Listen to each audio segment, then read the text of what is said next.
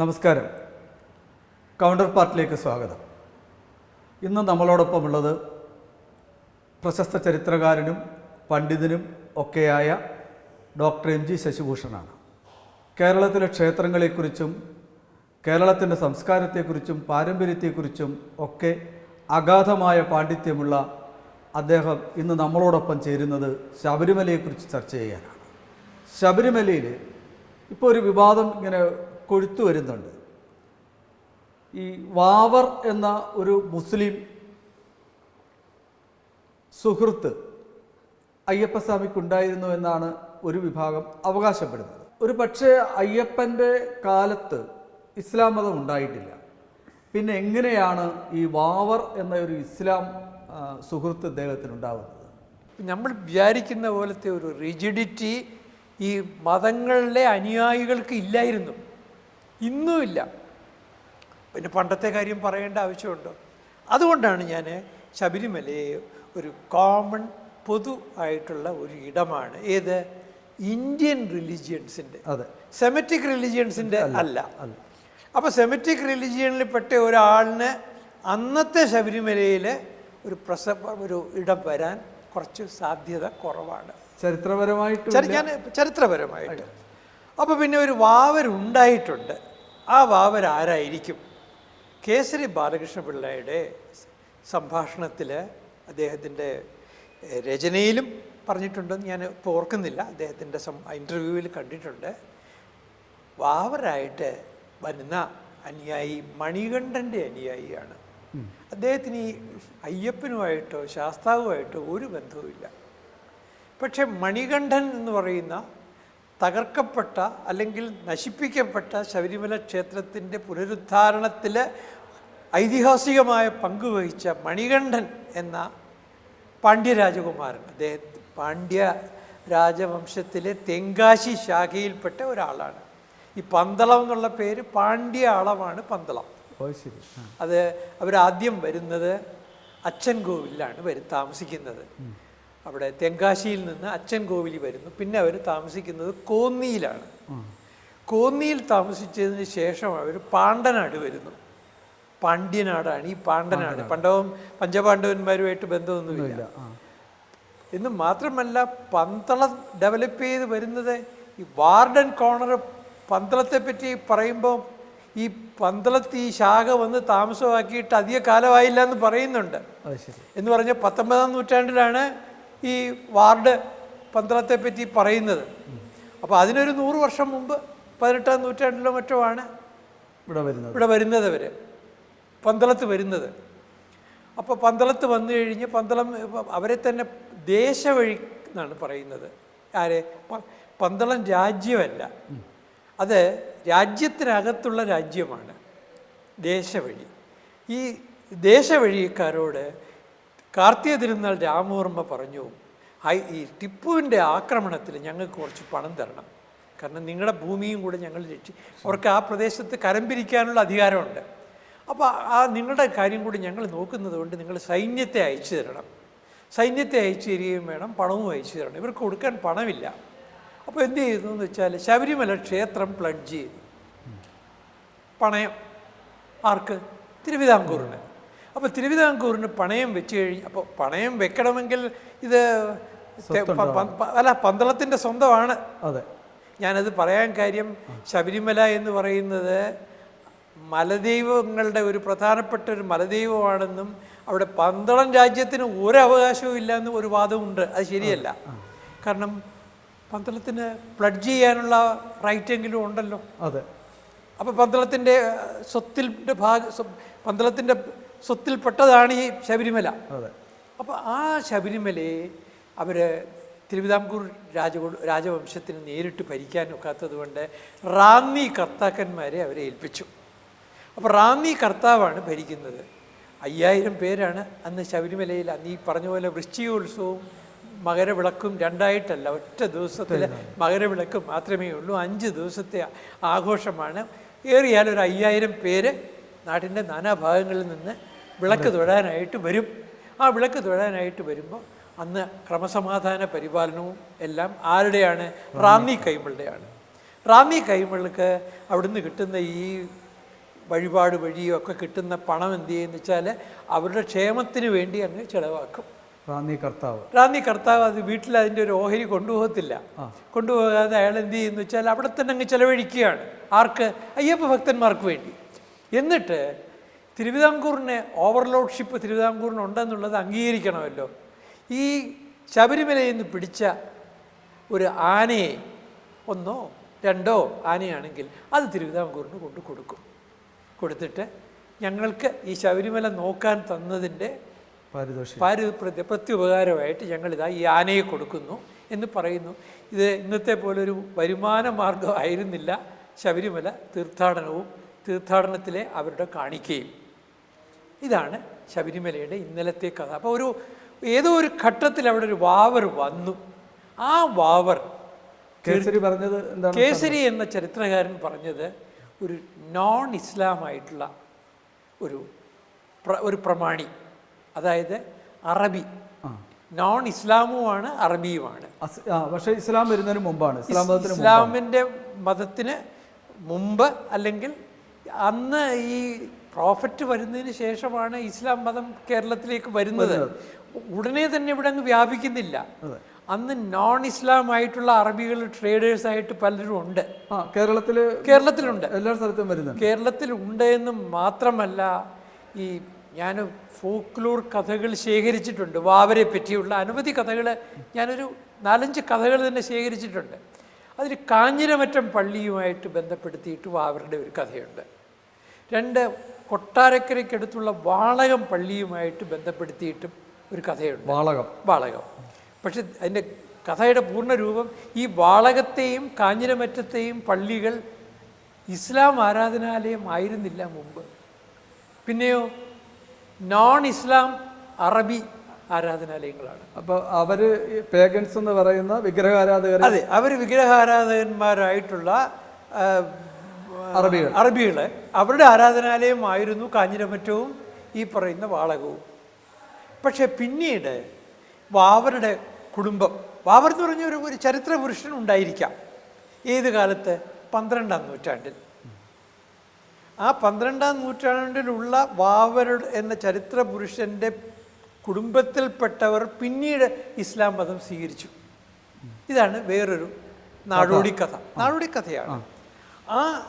അവർ ഇസ്ലാം മതത്തിൽ സ്വീകരിച്ചതോടുകൂടി അവർ ശബരിമലയിലെ വാവരുടെ ആ പദവിക്ക് ക്ലെയിം ഉന്നയിക്കുന്നു. സ്വാഭാവികമായിട്ട് കോടതിയിൽ അവർ ഒരു രേഖ ഹാജരാക്കുന്നു. ആ രേഖ പരിശോധിച്ചിട്ടുള്ള പണ്ഡിതന്മാർ അതിൻ്റെ ഒറിജിനാലിറ്റിയെ പറ്റി സംശയം ഉന്നയിച്ചിട്ടുണ്ട്. മാവുങ്കലിൻ്റെ പഴയ മാവുങ്കലിൻ്റെ രേഖ പിടിക്കപ്പെട്ടു. അതിനെന്താ കാര്യമെന്ന് വെച്ചാൽ, ഈ വാവരുടെ രേഖ ഒറ്റ വരിയേ ഉള്ളൂ. സ്വാഭാവികമായിട്ട് കോടതിയിൽ അത് ഹാജരാക്കിയപ്പോൾ ഈ ഒറ്റ വരിയിൽ പൂർവാപര വിരുദ്ധത കണ്ടില്ല. അപ്പം അതിന് മാത്രവുമല്ല, ജഡ്ജസും ഒക്കെ മനുഷ്യരാണല്ലോ. അപ്പോൾ അതിനെപ്പറ്റി കൂലങ്കഷമായ പഠനമൊന്നും നടത്തിയിട്ടില്ല. പക്ഷെ ഒരു വാവർ സ്ഥാനം ഉണ്ടായിരുന്നു കേട്ടോ. അത് ഏതോ ഒരു കാലത്ത് അവിടെ ഒരു വാവർ സ്ഥാനം 12-ാം നൂറ്റാണ്ടിന് ശേഷം വന്നു. അപ്പോൾ ആ 12-ാം നൂറ്റാണ്ടിന് ശേഷം വന്ന മണികണ്ഠൻ്റെ സുഹൃത്തായ വാവര് ഏതോ ഒരു ഘട്ടത്തിൽ, മിക്കവാറും ഒരു 15-ാം നൂറ്റാണ്ടിൽ ഇസ്ലാമായിട്ട് പരിവർത്തനം. അവരുടെ പിന്മുറക്കാർ ഇസ്ലാമായതോടുകൂടി വാവരും ഇസ്ലാമായി തെറ്റിദ്ധരിക്കപ്പെട്ടു. പക്ഷെ വാവര് ശരിക്കും ഇസ്ലാമല്ല. ഞാൻ ഈ പറയുന്നത് ഇതൊരു ആർഗ്യുമെന്റ്. നമുക്ക് ഇതിനെക്കുറിച്ചുള്ള പഠനങ്ങളൊക്കെ ഒരു വിഷമവുമില്ല. ഞാൻ ഈ ഫോക്ലോറിൽ നിന്ന് ചരിത്രം കണ്ടെത്തേണ്ടത് എങ്ങനെയാണെന്ന് പഠിച്ചിട്ടുള്ള ആളാണ്. അലൻ ഡെൻഡിസ് എന്ന് പറയുന്ന വിഖ്യാതനായ ഫോക്ലോർ പ്രൊഫസറുടെ കീഴിലിരുന്ന് ശിഷ്യനായിട്ട് പഠിച്ച ആളാണ്. എനിക്കൊരു ഫോർട്ട് ഫൗണ്ടേഷൻ്റെ ഒരു ചെറിയൊരു ഫെലോഷിപ്പൊക്കെ കിട്ടി. അദ്ദേഹം ഞങ്ങളെ പഠിപ്പിക്കുമ്പോൾ അദ്ദേഹം പറയുന്നത്, ഈ ഫോക്ലോറുകൾ അതേപടി ചരിത്രമല്ല. ഫോക്ലോറിനകത്തൊരു ഫോക്ക് മോട്ടീഫ് ഉണ്ട്. ഈ ഫോക്ക് മോട്ടീവ് അനലൈസ് ചെയ്തിട്ട് അതിൽ നിന്ന് ചരിത്രത്തെ വേർതിരിച്ചെടുക്കാം. അങ്ങനെ ഞാൻ ഞാൻ ഈ അലൻ ഡെൻഡിസിൻ്റെ ഡിസ്ക്രിപ്റ്റീവ് ഫോക്ലോറിസ്റ്റിക്സിൻ്റെ ജാർഗൺ വെച്ചുകൊണ്ടാണ് ഞാനിത് പറയുന്നത്. എനിക്കിതിനകത്ത് വേറെ പ്രത്യേക ഒരു താല്പര്യവും ഇല്ല. ബാബർ എന്ന ആൾ ഈ ഒരു ഇസ്ലാം ആയാലും സന്തോഷം, ഇസ്ലാം അല്ലെങ്കിലും എനിക്ക് പ്രത്യേകിച്ച് ദുഃഖവും ഇല്ല. അല്ല, ഒരു പണ്ഡിതൻ എന്നുള്ള നിലയിൽ എനിക്ക് അതിനകത്തൊരു ഞാനൊരു കക്ഷിയേറിയല്ല. അല്ല, എൻ്റെ ലക്ഷ്യം എന്ന് പറയുന്നത് ഒരു ഗവേഷകൻ്റെ സത്യാന്വേഷണം മാത്രമാണ്. അപ്പോൾ അതനുസരിച്ച് നോക്കുകയാണെങ്കിൽ ഞാൻ കേസരി ബാലകൃഷ്ണപിള്ളയുടെ വാദഗതികളിൽ അദ്ദേഹം ഇതുപോലെ ഒരു പക്ഷപാതങ്ങളും ഇല്ലാത്ത പറയിപ്പറ്റ പന്തിരുകുലത്തിനെയൊക്കെ വ്യാഖ്യാനിച്ച ആളാണ് അദ്ദേഹം. പറയിപ്പറ്റ പന്തിരുകുലത്തെപ്പറ്റി പറയുന്നത് കേരളീയരുടെ ഒരു ഫലിത കഥയാണ് പറയിപ്പറ്റ പന്തിരുകുലം എന്ന് പറഞ്ഞിട്ട് അദ്ദേഹം വിശദീകരിക്കുന്നു. 9-ാം നൂറ്റാണ്ട് മുതൽ 12-ാം നൂറ്റാണ്ട് വരെയുള്ള വിഭിന്ന കാലഘട്ടങ്ങളിൽ ജീവിച്ചിരുന്ന ആളുകളെ കോർത്തിണക്കാൻ വേണ്ടി പിൽക്കാലത്തുണ്ടാക്കിയ ഒരു കൃത്രിമ കഥയാണ് പറയിപ്പറ്റ പന്തിരുകുലം എന്നും പറയുന്നുണ്ട്. അപ്പോൾ ഞാൻ ആ കേസരിയെ പോലെയുള്ള ആളിനെ ഗുരുവായി മനസ്സിൽ കണ്ടുകൊണ്ടാണ് ഈ വാവർ എന്ന് പറയുന്ന ഫോക്ലോറിനെ അപഗ്രഥിച്ചിരിക്കുന്നത്. അപ്പോൾ അയ്യപ്പനും വാവരുമായി ബന്ധമില്ല. ശാസ്താവ് അയ്യപ്പനും ഒന്നാണ്. പിന്നെ അവിടെയുള്ളത് മണികണ്ഠനാണ്. മണികണ്ഠൻ്റെ സഹായികളായിട്ട് ഈ പറഞ്ഞ പോലെ ചീരപ്പഞ്ചിറ മൂപ്പൻ ഉണ്ടായിരുന്നിരിക്കണമല്ലോ. കാരണം നമ്മുടെ അയ്യപ്പൻ പാട്ടുകളിൽ എന്താണ് പറയുന്നത്? അയ്യപ്പൻ പല കളരികളിൽ പോയിട്ട് പഠിച്ചു, വിദ്യ പഠിച്ചു. അങ്ങനെ പോയി പഠിച്ച ഒരു കളരിയാണ് ചീരപ്പഞ്ചിറ കളരി. അവിടെ വെച്ച് അദ്ദേഹത്തിനൊരു പ്രണയം ഉണ്ടാകുന്നു. ആ പ്രണയം അദ്ദേഹം അതിന് ഞാൻ ജനിച്ചതും ഞാൻ ജീവിക്കുന്നതും ഒക്കെ മറ്റൊരു ദൗത്യവുമായിട്ടാണെന്ന് പറഞ്ഞ് കാമുകിയിൽ നിന്ന് അദ്ദേഹം കാമുകിയെ സാന്ത്വനിപ്പിച്ച് കാമുകിയിൽ നിന്ന് പിരിയുകയാണ് ചെയ്യുന്നത്. അപ്പോൾ ചീരപ്പഞ്ചിറ, അതുപോലെ തന്നെ ആലങ്ങാടി യോഗം, അതുപോലെ ആ യോഗം അവിടെയൊക്കെ ആളുകളെ സംഘടിപ്പിക്കുകയാണ് അല്ലേ? ആ ആലങ്ങാടി യോഗം അതുപോലുള്ള ആളുകളെ അത് കഴിഞ്ഞ് അങ്ങനെ ഒരു പക്ഷേ ബാവർ എന്ന് പറയുന്ന ഒരു സുഹൃത്ത് ഉണ്ടെന്ന് തന്നെ ഇരിക്കട്ടെ വാദത്തിന് വേണ്ടി. അപ്പോഴും നമ്മൾ കേസരി ബാലകൃഷ്ണപിള്ള പറയുന്നത് പോലെ അദ്ദേഹം ഞാൻ ഇത് ഇസ്ലാം അല്ല എന്ന് കേസരി പറയാൻ എന്താ കാരണമെന്നും കൂടി വിശദീകരിച്ചാലേ മനസ്സിലാവുകയുള്ളൂ. ഇസ്ലാമിനെ സംബന്ധിച്ചിടത്തോളം വേറൊരു ആരാധനാ സങ്കല്പവുമായിട്ട് സഹകരിക്കാൻ പറ്റില്ല. അതെ. അതേസമയത്ത് പഴയ അറേബ്യൻ കൺസെപ്റ്റിലെ ഒരു വിശ്വാസത്തിന് മറ്റ് മതങ്ങളിലെ ആചാരങ്ങളുമായിട്ട് സങ്കല്പിക്കാൻ പറ്റും. ആ അറേബ്യൻ റിലിജിയൻ്റെ ഭാഗമാണ് ഈ നേർച്ചകൾ. ആ അറേബ്യൻ കൾച്ചറിൻ്റെ ഭാഗമാണ് സൂഫി സംസ്കാരം. അതെ. ഈ മുഹമ്മദിന്റെ ഇതിൽ പോലും അദ്ദേഹത്തിന് ഈ വെളിപാടുണ്ടാകുന്നതിന് മുമ്പ് അതെ കാബയിലെ ക്ഷേത്രത്തിൽ പോകുന്നതും അവിടുത്തെ വിഗ്രഹങ്ങളിൽ അതിനെപ്പറ്റി നമുക്കറിയാം. ഇന്നത്തെ ഈ വാദത്തിനകത്ത് ഒരു പുനർവിചിന്തനത്തിന് പ്രസക്തിയുണ്ട്.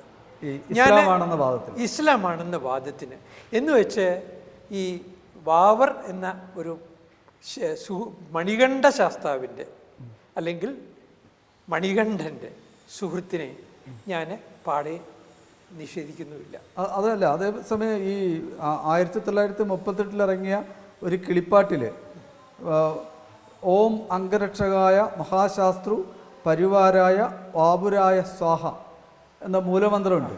അപ്പോൾ ഈ വാപുരൻ എന്ന് പറയുന്ന ഒരു ഇപ്പം പത്തനംതിട്ട ജില്ലയിൽ തന്നെ വായ്പൂര് എന്ന് പറയുന്ന സ്ഥലത്ത് 2000 വർഷം പഴക്കമുള്ള വാപുരൻ്റെ അർത്ഥം ഇത്രയേ ഉള്ളൂ. വാവരെ പലതായി പല ജനവിഭാഗങ്ങൾ കണ്ടിട്ടുണ്ട്. അത്രയേ ഉള്ളൂ. അപ്പോൾ അവരെ ഇസ്ലാമായിട്ട് കണ്ടിരുന്നവരും ഉണ്ടാവാം. ഒരു ഘട്ടം എത്തിയപ്പോഴത്തേക്കും ഈ 18-ാം നൂറ്റാണ്ടൊക്കെ വരുമ്പോഴത്തേക്കും പന്തളത്തിലെ ഒരു ട്രേഡ് ആക്ടിവിറ്റീസിലെ ഇസ്ലാമിനൊരു പ്രാധാന്യം വരുന്നുണ്ട്. ഇപ്പോൾ ഉദാഹരണത്തിന് പന്തളം ഒരു വ്യാപാര കേന്ദ്രമായിരുന്നു. പട പേടിച്ച് ചെല്ലുമ്പോൾ പന്തളം കൊളുത്തി പട എന്ന് പറയുന്ന ആ ചൊല്ലിനകത്ത് തന്നെ എന്താണ് ഈ പന്തളത്തിലെ പട? ഈ ട്രേഡ് ഉള്ളിടത്ത് പണം ഉണ്ടാവും. അതെ.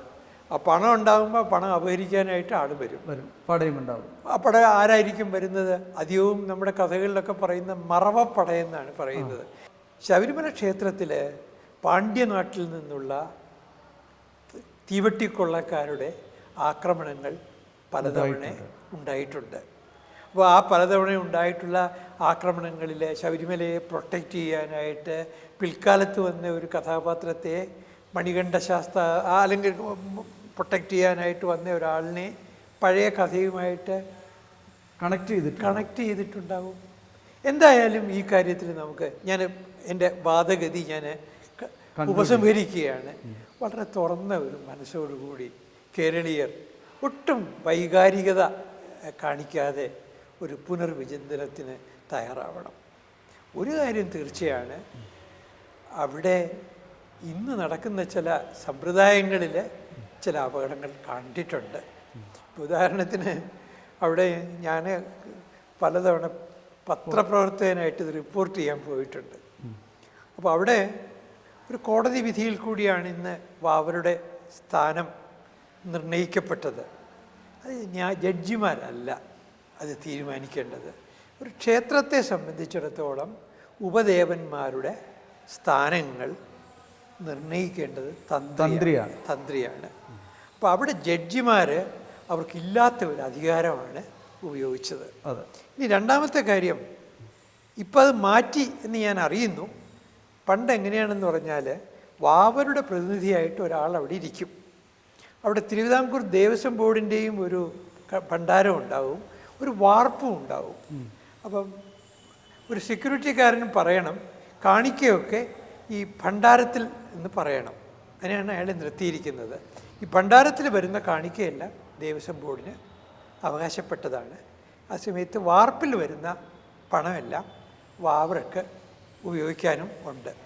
പക്ഷെ അവിടെ നിൽക്കുന്ന പോലീസുകാരന് മിക്കവാറും പറയുന്നത് കാണിക്കയെല്ലാം ഇങ്ങോട്ടെന്നേ പറയുള്ളൂ എന്ന് പറഞ്ഞാൽ വാർപ്പിലേക്ക് വരാം. കാരണം അയാൾക്കൊരു അതിൽ നിന്നൊരു കമ്മീഷൻ കിട്ടും.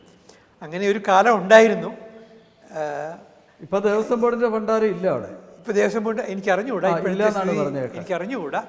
എന്തായാലും ഇതിനെക്കുറിച്ചൊരു തുറന്ന മനസ്സോടെ ഒരു സത്യാന്വേഷണത്തിന് എല്ലാ കേരളീയരും തയ്യാറാവണം. അവസാനമായിട്ട് ഒറ്റ കാര്യം, എന്തായാലും ഈ വാവർ എന്നുള്ള ഒരു സങ്കല്പം ഇസ്ലാമല്ല. ഏതായാലും കേസരി ബാലകൃഷ്ണപിള്ളയെ അംഗീകരിക്കുന്ന ഒരാളാണെങ്കിൽ അങ്ങനെ പറയേണ്ടി വരും.